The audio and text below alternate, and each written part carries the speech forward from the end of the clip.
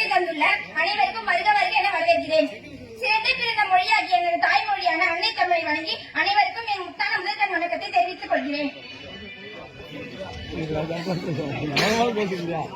மரம் இயற்கையின் மரம், மழையின் தாய், நிழல் தரும் தேவதை என்பது அழகிய பொன்மொழி. சமீபத்தில் வந்த திரைப்படத்தில் பாடல் வரிகளுக்கிடையே கதாநாயகன் அவ்வப்போது கூறுவதுண்டு, என்னடா பண்ணி வச்சிருக்கீங்க இன்றைய சூழ்நிலையில் பூமி தாய் நம்மை பார்த்து அவ்வாறே கேட்கிறார். இயற்கை அன்னை மரம், செடி, கொடி என வளங்களை படைத்தால், நீர், நிலம், காற்று, நெருப்பு, ஆகாயம் என ஐம்பூதங்களை படைத்தால், உயிரினங்களை படைத்தால், அந்த உயிரினங்களில் ஒன்றாக மனிதனையும் படைத்தாள். இவ்வளவு செய்தவள் ஏனோ மனிதனுக்கு பகுத்தறிவும் படைத்துவிட்டாள். இயற்கையோடு வாழ்ந்த இந்த மனிதன் இன்பமாகத்தானே வாழ்ந்தான். சுயநல மனிதனை தான் தன் இயற்பில் இருந்து மாற்றி செயற்கையை நோக்கி ஓடச் செய்துவிட்டது. மழை இல்லையேல் மனிதன் இல்லை என்பதை நாம் நெஞ்சுணரப் போகிறோம்.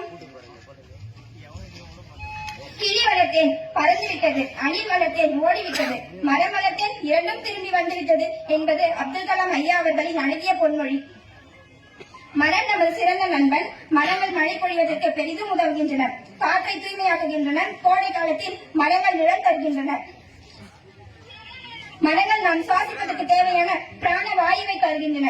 பழம், காய்கறிகள், ரப்பர், பூக்கள், விறகு, மருந்துகள் என பல பயனுள்ள பொருட்களை தருகின்றன. பறவைகள், விலங்குகள் ஆகியவற்றிற்கு இருப்பிடமாக விளங்குகின்றன. மரத்தில் உள்ள பாகங்கள் இலை, பூ, காய், கனி, வேர் என அனைத்து பாகங்களும் நமக்கு பயனுள்ளதாய் உள்ளன. மரம் மண் அரிப்பை தடுக்கின்றன.